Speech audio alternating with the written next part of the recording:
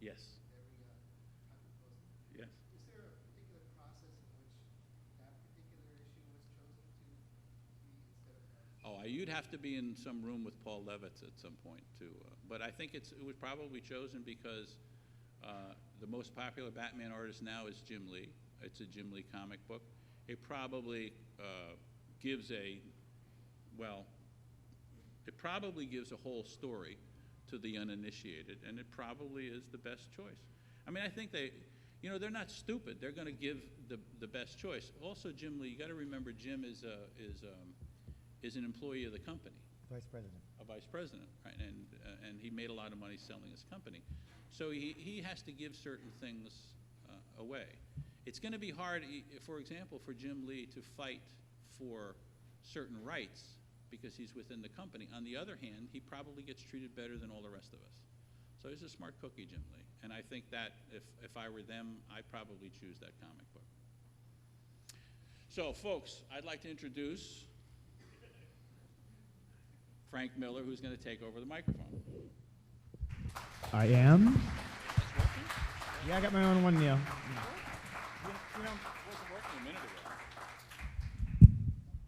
It's working. It's working, right? You can hear me. Okay. I see bobbing heads back there, so I know it does, yeah.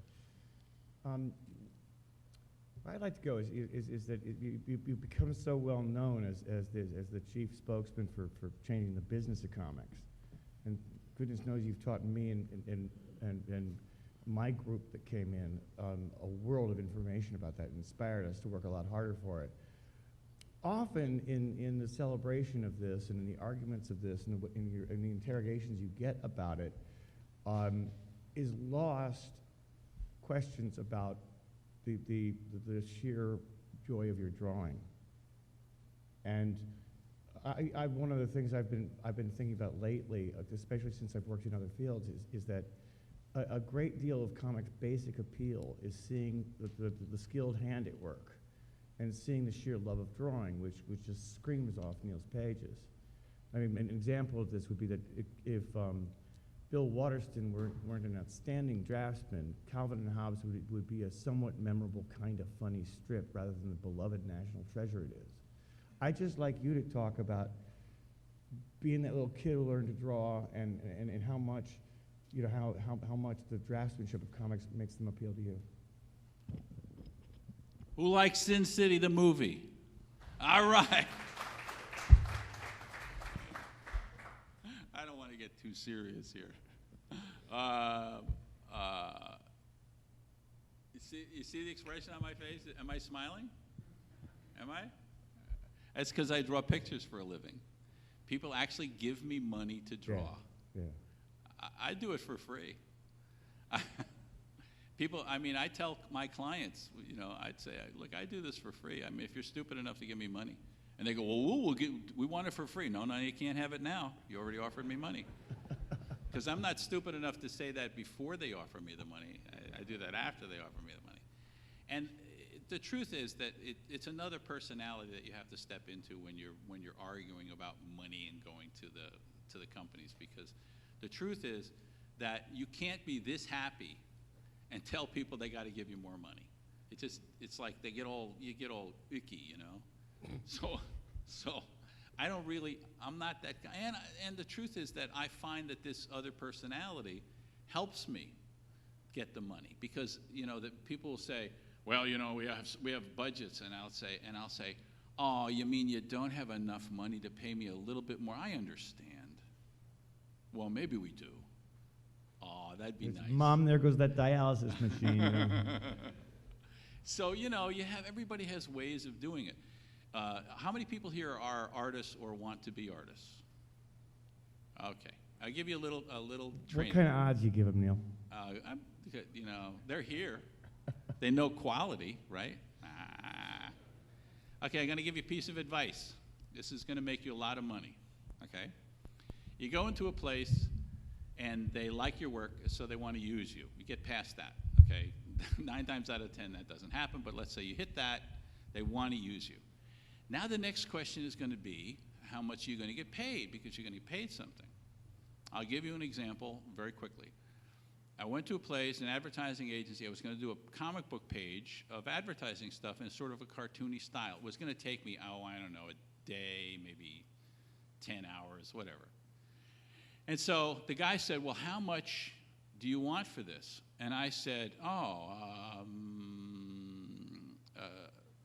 $600? Now, I was getting at that time $50 a page. So I said, $600? Because I had done some commercial work before, and I know that you get more.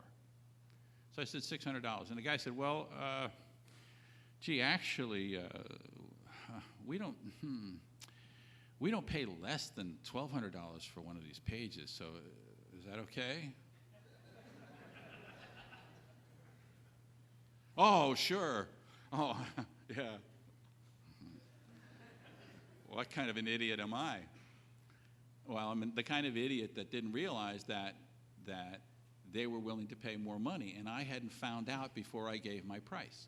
Fortunately, the guy was smart enough to take pity on me and to give me double what I asked.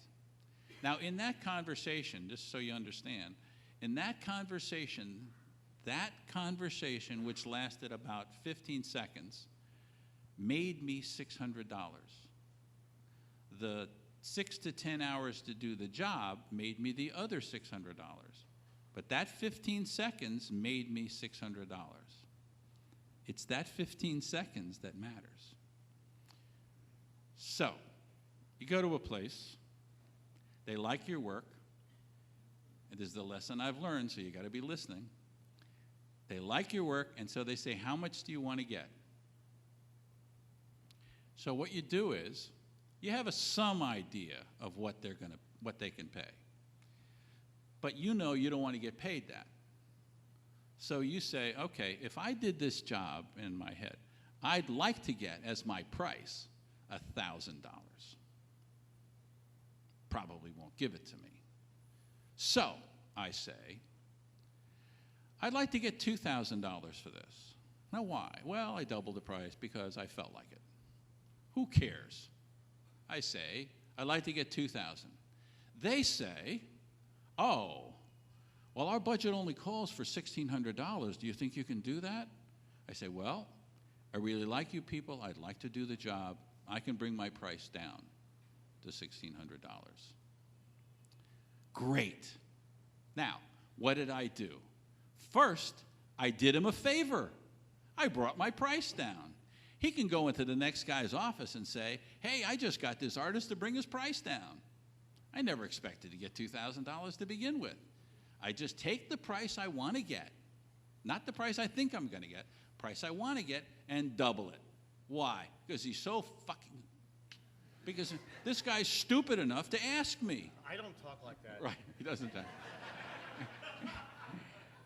Because he was dumb enough to ask me, he put me in the driver's seat. This is called business, okay?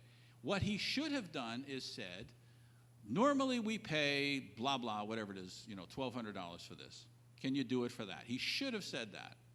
Because then all I get to say is, gee, I normally would get like $1,600 for something like this, but I'll come down to $1,200. And I would have lost $400 in that transaction, and maybe I would have done him a favor, probably not.